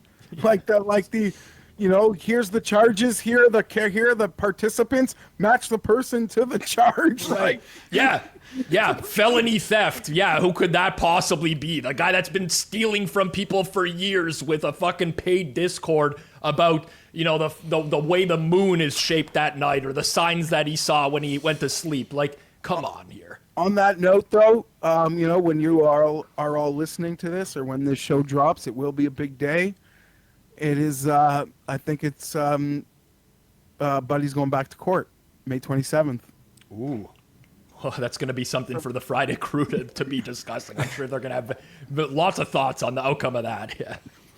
We will, I'm sure, have lots of thoughts. So make sure you're subscribed so you're able to tune in to that Friday show with myself, Joey Knish, Geoff Nadeau, and Philip No Line, Chris Dierkes. Let's move on now to the chopping block. This is the stuff that doesn't warrant complete segments, but we still wanted to discuss a little bit on the way for this show. And first up, we have from Spanky, we've talked about already on this, says, looking through some old pictures and found this 2004 gem, and it's a large a combination of phone numbers to, I'm assuming, bookies, and I'm too young to know what all of this is, so I'll pass it off to Rob.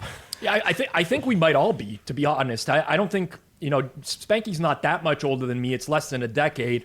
It is a throwback, like the 800 numbers, website URLs written in marker. I used to call in bets when I was 16 years old. It's wild to think how far the space has evolved in 20 years. It was just a different time. Like, the technology we have nowadays is completely different. So it's every now and then I find it cool to see these kinds of throwbacks. And it actually makes me wonder what my life would look like as a bettor if I was born a decade earlier, or if I just figured out how to win earlier. That old school era was very raw, filled with opportunity, in my opinion. And a lot of it was operational, as you can see by that chalkboard, right? It's not like necessarily who has the best models, it's who has the best operation. It wasn't better or worse, just completely different. So I thought it was pretty cool that he found that, dug up that picture and posted it. It did remind me a little bit of my early betting days, but that operation to that scale, I've never experienced anything like that. And it's what it took to win, just having all those contacts in the space and being able to get down really quickly ahead of other people.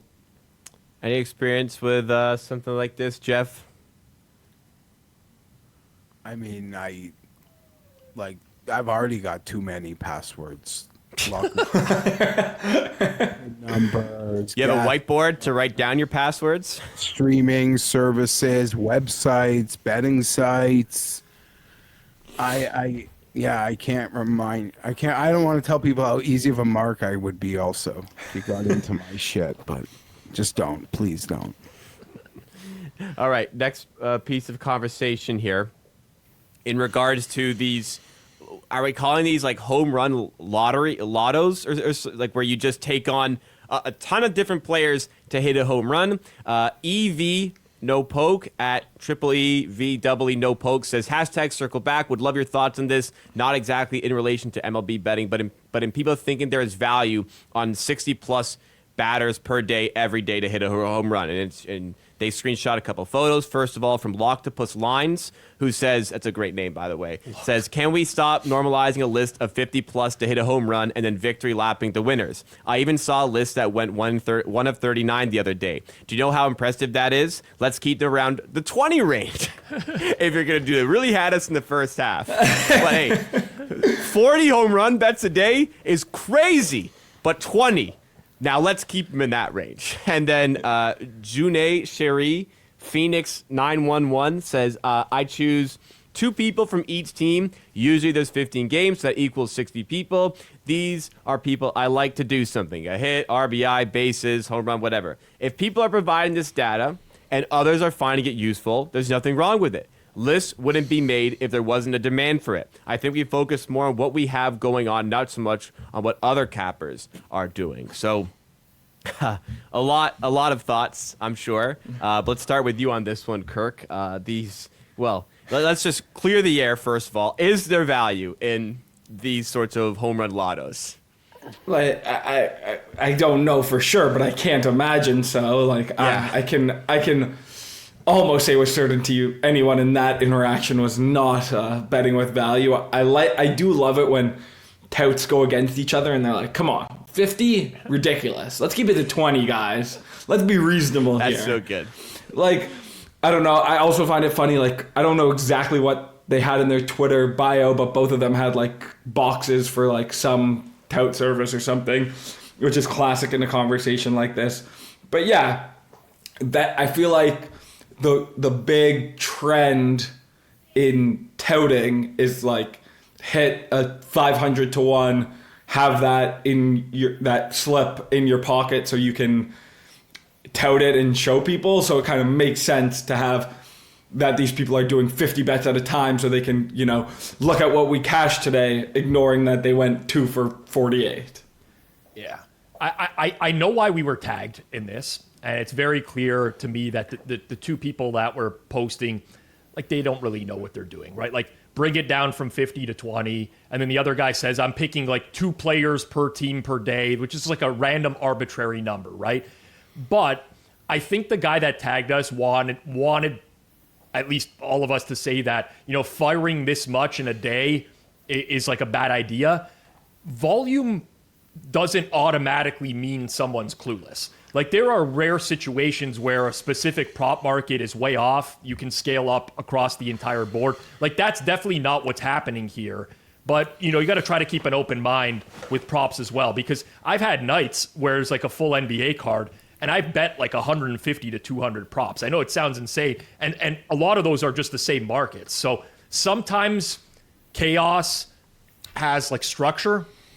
It's not usually the case on gambling Twitter. That's all I'll say about that. Yeah, I find with a lot of these topics, it's like, it's plausible that there could be something going on, but like then you read the tweet and you're like, okay, no, these aren't the ones who are, taking advantage of the good volume. You have to remove all plausibility of this one, because she's literally choosing 2 people from each team, like every game. Like if you had value, you'd have maybe 3 on one team. Maybe you'd have none on one team. Like, the fact that you have to pick 2 from each team because it's people you like to do something. Yeah, no value. I think the one that really gets me, and we've talked about this before, but the whole notion of like, if you're putting this out there and people are finding value in it, then there's nothing wrong with it. And the reality is 98+% of people don't know what's valuable in the space. I mean, I don't want to pick on her. It's just the example that comes to mind. But it's the Ariel Epstein like newsletter argument, right? It's like, well, I'm just sourcing all this data and these trends into this newsletter and sending it out, and people are paying for it. It's like, yeah, but people are not going to win by tailing that, right? So there's like, in my opinion, it might not be intentional harm, but there is harm with putting stuff out into the gambling universe that is misleading or doesn't actually provide value. And I think that's what we're going through as, an industry right now, is so many people think that they are actually providing value when in reality they're not. And I don't know that it's malintent or, they're intentionally trying to be harmful, but in a lot of cases it is. And certainly if you're going to be someone that puts out 50 plus, home run props and 5 of them hit and you're going to victory lap them even on a losing day, then that's a real problem. Yeah. And to me, the actual line is that so many of these people use is the like, oh, let's focus on our own stuff. Stop talking about other cappers. It's like, that's an obvious take of someone who's doing something wrong. Yeah, you wouldn't want other people to talk about you. Next one, Rob under the fire a little bit here from @MortyWins, who says, Rob has done many shameful things in his life, but platforming Geoff Nadeau has to be one of the worst. It was circle backed a couple times, won by Guy in Cornfields, Weston, and @odds Glizzy. So Rob, we'll give you the floor here to respond.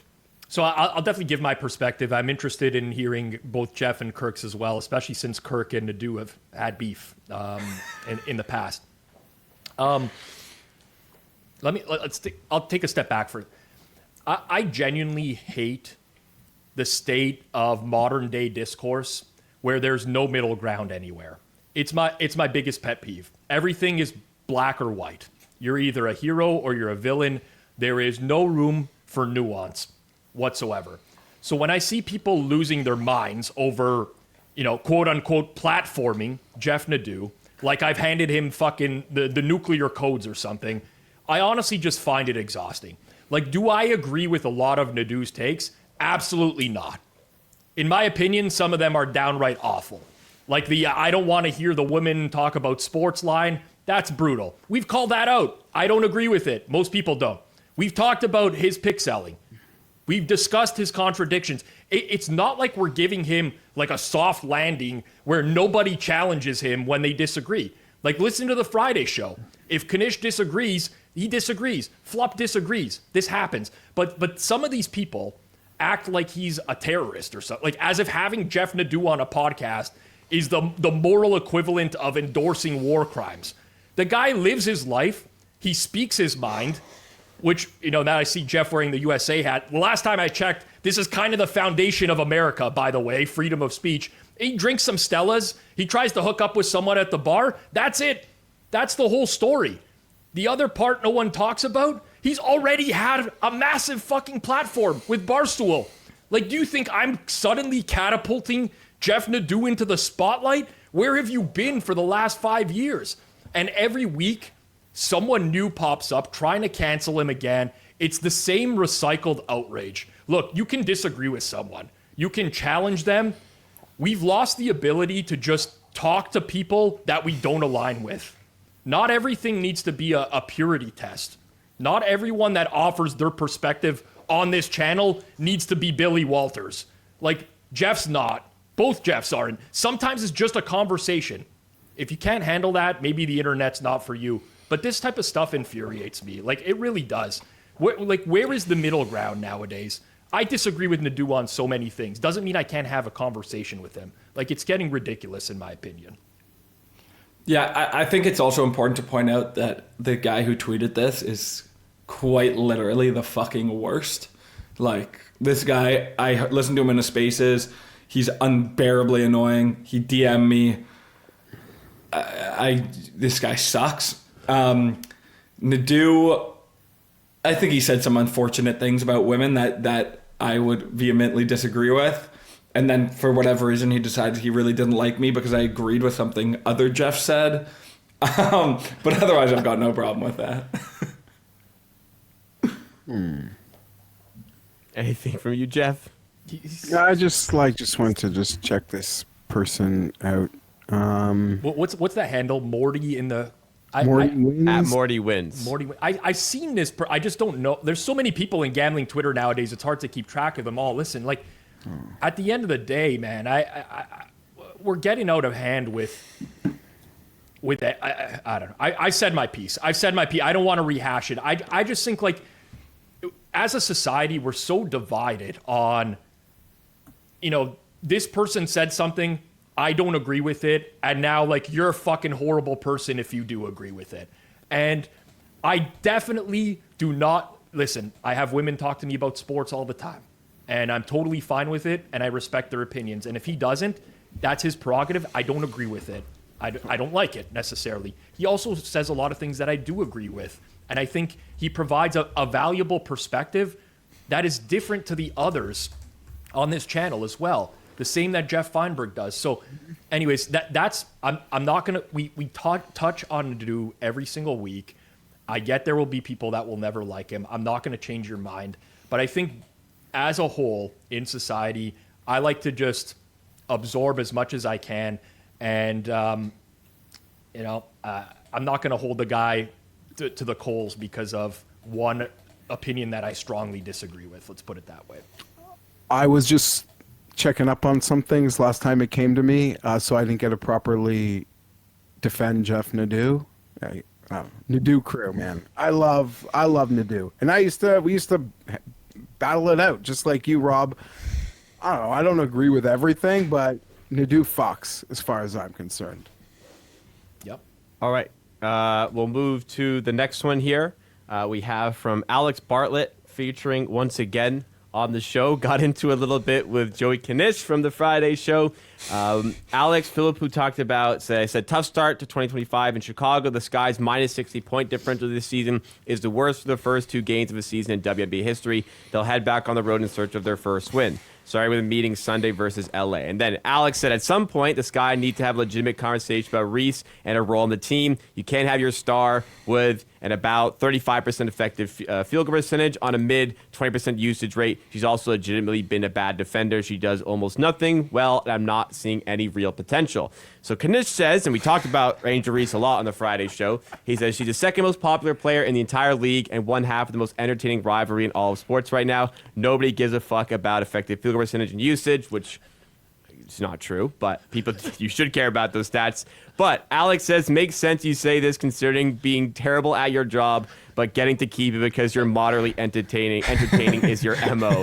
And then Drunk UFC intern says, hashtag circle back. So just quickly, he says terrible at your job, but also is moderately entertaining, which would mean he's moderately good at his job. Would it not? But just tried to take a big dig at Knish, Rob. I'm sure you like that. Well, listen, in my opinion, that's an elite roast from Alex. I've interviewed Alex. We did a WNBA betting episode on this channel. I would suggest people check that out. My condolences. You're not a Bart. Okay, we'll get your take on Bartlett in a second. No comments. I think he cooked Knish. It's a one-liner. It had deep meaning, zero fat, great insult. But I also think that Knish isn't totally wrong. I think rivalries do drive engagement, and it doesn't always have to be like 2 MVP caliber players going at it. We've seen that in every sport. Drama and storylines sell, especially in a league like the WNBA, Kirk, where visibility still needs a boost. Like, I don't disagree, but that said, when someone dunks on you with your own brand, moderately entertaining and terrible at your job, you just kind of have to take the L if you're Knish. I think that's an A+ roast, and good work by Bartlett there. But Joey, Bartlett wasn't the one who was trying to say anything about entertainment or he was just, Bartlett's like me. He's deep in the weeds of the WNBA. He loves it. I love it as well. I thought his tweet was totally right about Reese's efficiency. But Knish is the one who brought up the fact that Reese is a star. I agree with both of those takes that Reese is super popular and is going to have to be featured at least in the league. But I agree with Bartlett for sure that her role on the team, whatever. But yeah, then Bartlett just came back and absolutely dunked on him, and it was a great tweet. Just an absolute domination by Bartlett in my books. I think the deeper part, if I'm thinking about this correctly, the discourse has been around why is this necessarily a rivalry when one player is so much better than the other, right? That's been talked about a lot. And to Knish's point, because people are using stats, right? And as they should. If you're going to compare 2 players, use proper analytics to do so. But to me, it doesn't matter in this instance. All that matters is that you have a rivalry in this sport that people care about and they're invested in. And to me, I don't think Knish is saying in the grand scheme of things, fuck, effective field. I think he's saying in this comparison, just let it be. But the thing is, Bartlett isn't talking about Caitlyn here, because I know I don't know him well, but we've interacted before on Twitter. Bartlett is just saying this as a fact of basketball in the league. So like he's not saying this in comparison with Caitlyn, or why he's not saying it is like a lot of Twitter accounts do, of like, why is this a star? Why is it a rivalry with Caitlyn? Caitlyn's such a superior player. All those things to some degree are true, but Bartlett is saying it in terms of like the Chicago Sky's potential won't be reached with them playing Reese this way because he is such a deep ball knower. Kanish took it as a Caitlin Clark debate, but Bartlett wasn't talking about that. He doesn't. I could be wrong, but I'd be pretty confident that he doesn't care at all about the debate of her versus Caitlin. He cares that they've been using her to initiate offense when she's not ready for that. He makes a strong case as well for that. 35 totally. effective 100%. percentage is horrendous. I'm not saying it isn't a on that much strong usage. case. Yeah. Jeff, what's the origin of the Bartlett beef? Okay, I don't care to do that. I've learned some lessons. Just whatever. My spirit is mean, maybe. I'll just take my 90 seconds here, 1 minute, to point out. In golf, we tried to make a lot of losers Tiger Woods rivals for a bit. We just did, but in the end, he was too good. No one could live up to it. That wasn't their fault, right? Mm-hmm. We just need a storyline.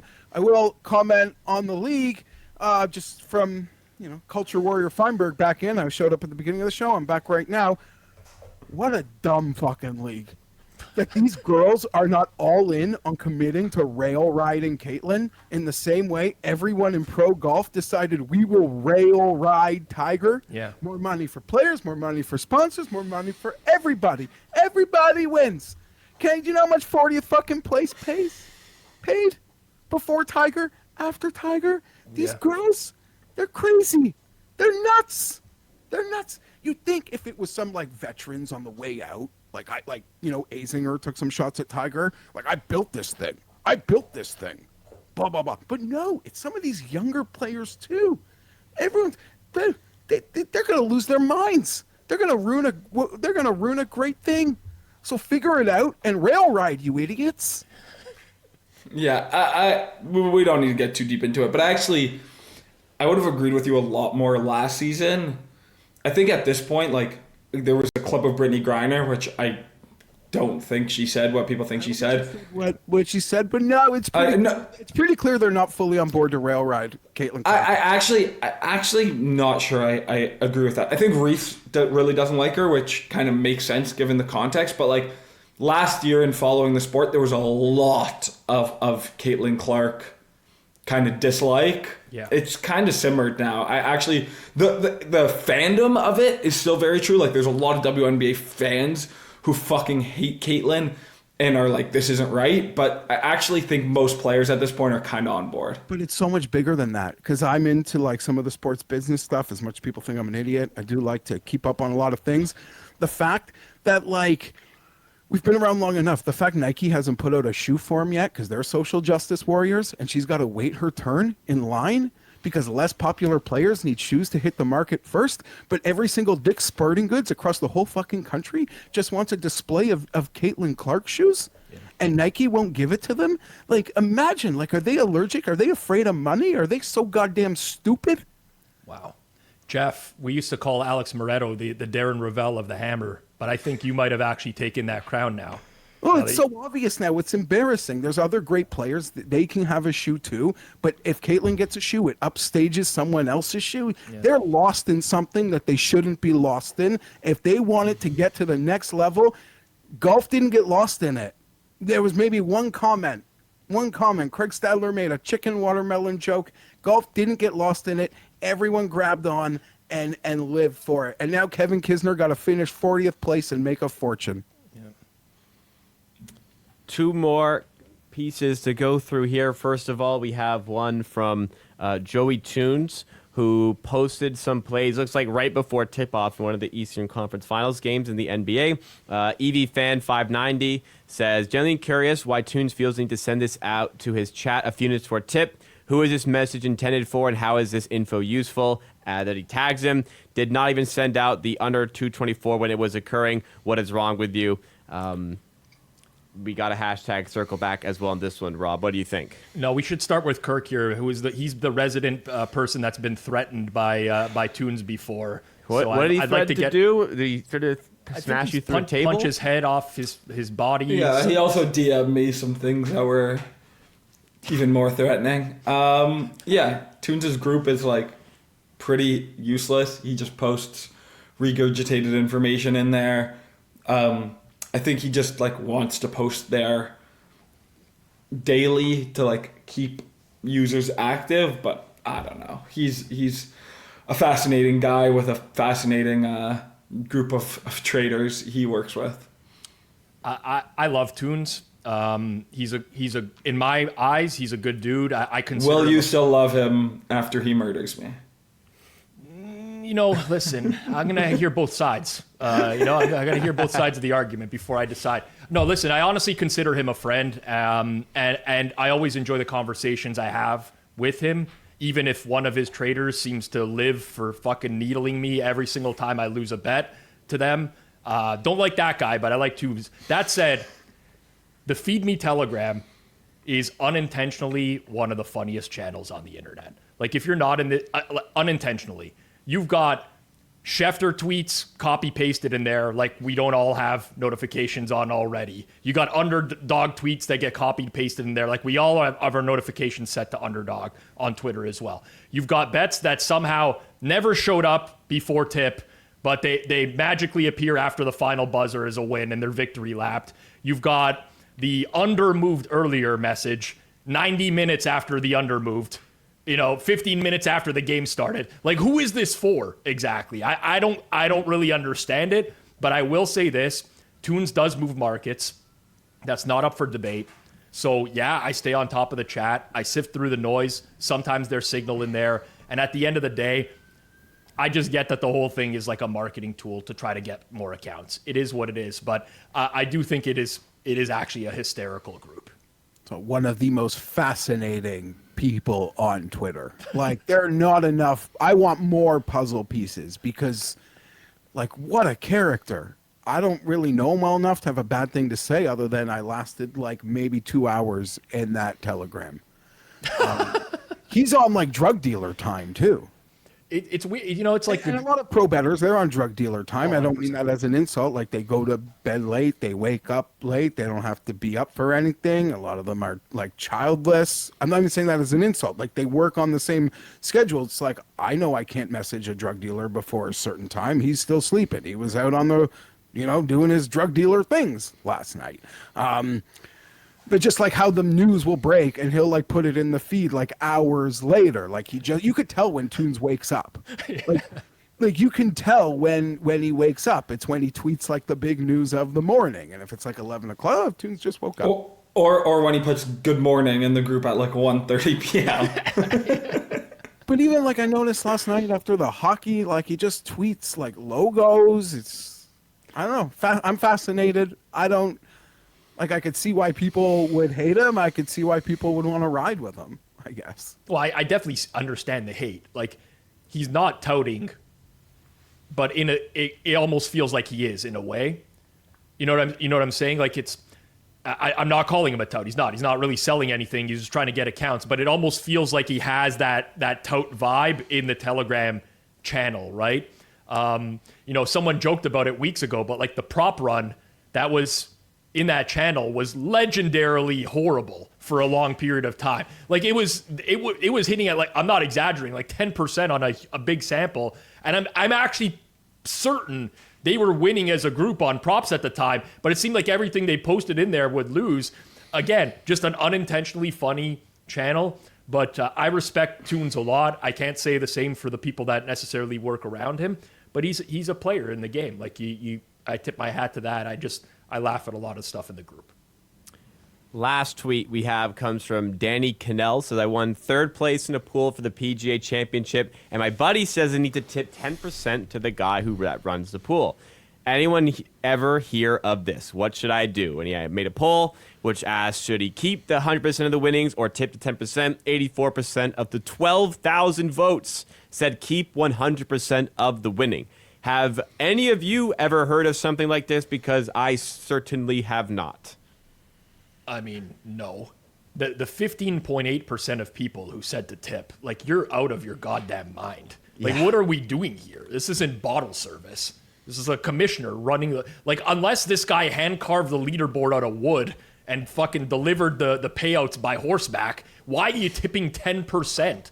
Like, yeah, sure. I guess if your commissioner does something truly above and beyond, maybe toss him something. But I've never heard of that in my entire life before. I've ran in pools as a commissioner.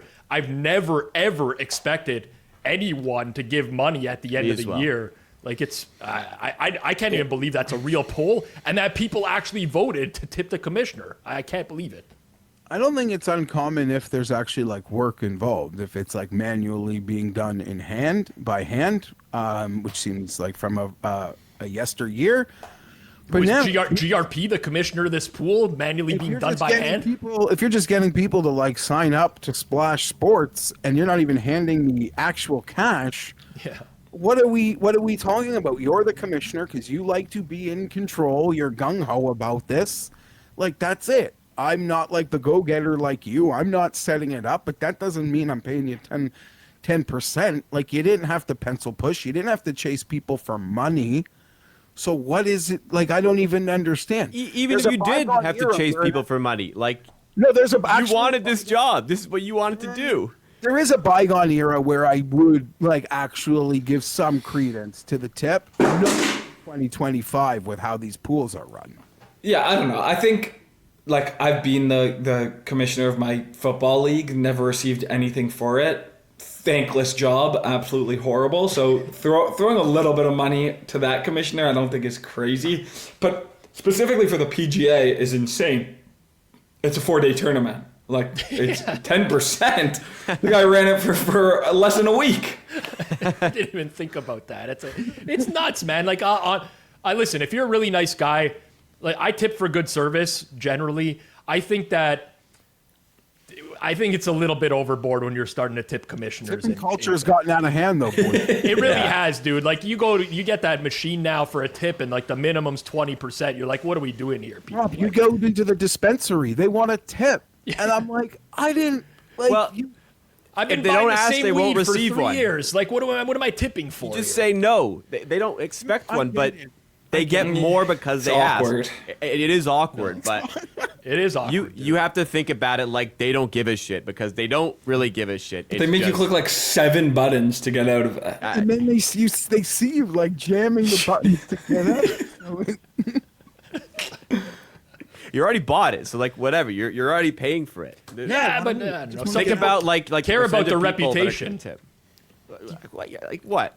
What do they care? Well, it's one thing if you're never going to go back in that store again, but if it's your local dispensary and you're there every couple weeks, you know. Okay, They'll hold appreciate on. the business. They don't care if you It's one tip. of those things, though, Rob. Like you know, like there's only 2 or 3 things I get. I sort of interchange between them. I know what I'm getting. I have seen them in there, like, oh, this pairs well with this, and this pairs well with that, and I'm just like, I just want my mind to melt. I'm not looking for pairings here, people. You like got the weed sommelier coming over. It's like, They think this they one own has flavors, oak flavors and vanilla, and you're like, I don't give a shit. Some of these bougie places act like that, though. It's ridiculous. Yeah. I want to throw in a final one here for on the topic of like fantasy leagues and stuff. Do you guys play in a league that has a trophy involved for the winner? Have you ever participated in a fantasy league like that? I have. I saw your post about this on Twitter this week, Jacob. Yeah, I'm curious as well. for you guys if you guys have experience with that. Yeah, there was. I mean, listen, I don't think it's a necessity. I don't judge people if they want to do a trophy or a belt or something like that. We had a wrestling belt for a league for years, but it's kind of cool, honestly. Like, just to have that, you show up the next draft, you put it back on the table, whatever. To each their own. I mean, truth be told, like a time in life, it was like a thing that we did, but we're in year 25 now, and I don't think it's left like I think it's still in the same spot in one of my friend's parents' basements for 14 years. Yeah. Like, once upon a time, we were fun. It was a thing. Now, like, we're married with kids. There's just, like, who gives a shit about the trophy? It was fun in college to have the trophy. Dorky, but fun. Now it just doesn't matter. I wouldn't call it a necessity, but I think it's nice to have because Were you drinking out especially of in it? my league, there was never a like the winner. There was no money involved. It was just we did it for fun, and then the loser had a punishment. So we That added is the on most. something to the winner. That is by far is the most crazy. insane thing we've talked about on the show today. An hour, 50 minutes in, the fact that you played fantasy leagues for fun is I cannot believe. I really that. enjoy it. I play Premier League fantasy.